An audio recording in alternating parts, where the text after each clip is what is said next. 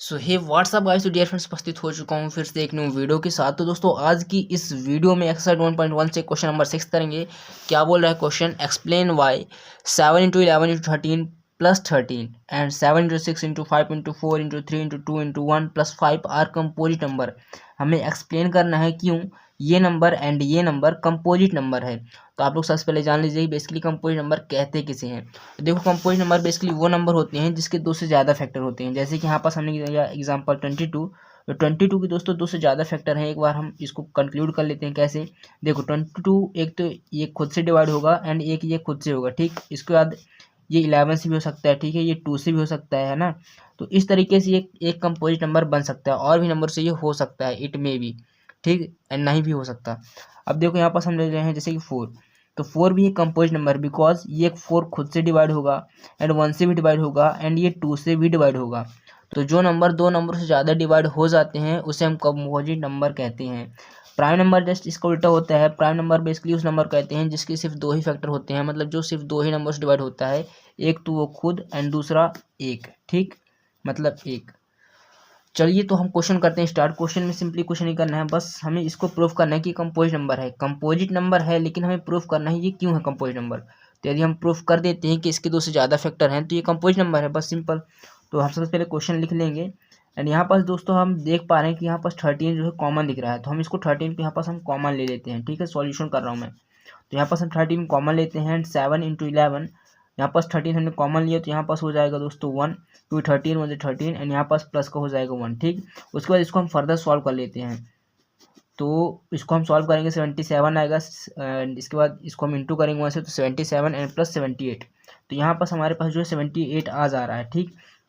अब क्या करेंगे, हम 78 का फैक्टराइजेशन करेंगे। क्यों करेंगे, क्योंकि देखो जब इसको इंटू करेंगे बाद में फैक्टराइज करेंगे एंड बाद में शो करेंगे कि ये कंपोजिट नंबर है, मतलब इसके दो से ज़्यादा फैक्टर हैं तो ज़्यादा लेंदी हो जाएगा। तो इसलिए हम इसको पहले फैक्टराइज कर लेते हैं। तो हो जाएगा 2 3 6 2 9 18 and 3 1 3 3 9 and 13 1 13।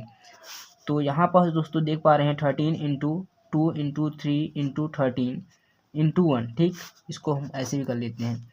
So here guys you can see that कि जो है इसके दो से ज़्यादा फैक्टर हैं, इट मीन्स ये कंपोजिट नंबर है। सो यहाँ हम लिख लेते हैं this is a composite number as they have more than 2 factor. Okay, तो क्वेश्चन बस हमें यही एक्सप्लेन करना था। तो ये हमारा हो गया फर्स्ट पार्ट, इसको भी हम कर लेते हैं। तो इसका मतलब मैं आप लोग को समझा देता हूँ। This is a composite number as they have more than 2 factor. It means ये कंपोजिट नंबर है क्योंकि, एज का मतलब यहाँ पास होता है क्योंकि इसके दो से ज़्यादा फैक्टर हैं। बस यही हमको प्रूफ करना था। अब हम यहाँ पास इसको भी ले लेते हैं जो कि है 7 into 6 into 5 into 4 into 3 into 2 into 1 plus 5, ठीक। हम इसी तरह करेंगे जैसे कि इसको हमने किया है। तो यहाँ पास हम 5 को कॉमन लेंगे एंड बाकी सबको ऐसे ही उतार देंगे। इंटू यहाँ पास हो जाएगा 1 क्योंकि 5 1 5, ठीक, and into 4 into 3 into 2 into 1 plus हो जाएगा यहाँ पास 1, ठीक है, क्योंकि हमने 5 कॉमन लिया। अब इसको हम सॉल्व करते हैं फर्दर। ये हो जाएगा दोस्तों 7 6 42 एंड 4 1 4 एंड ये 3 2 6, सॉरी यहाँ पास मल्टीप्लीकेशन है, ठीक है, 6 एंड यहाँ पास हो जाएगा दोस्तों प्लस 1।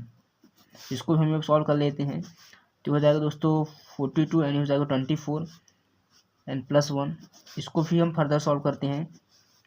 तो हो जाएगा दोस्तों 48 एंड 24 को होता है दोस्तों आई थिंक 96, 8 10 ये 10। तो यहाँ पास हमारे पास जो आ रहा है 1008 आ रहा है प्लस में 1, ठीक।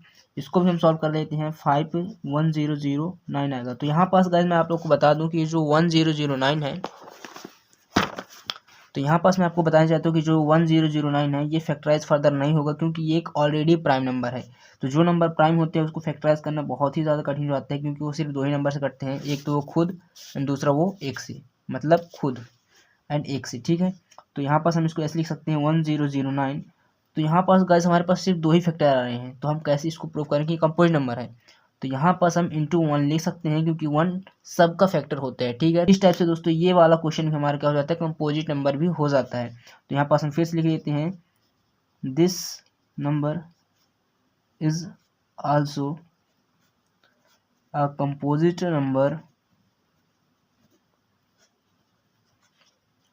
as they have more than 2 factors. Okay, so मिलते हैं गाइस नेक्स्ट वीडियो पर, तब तक लिए बाय।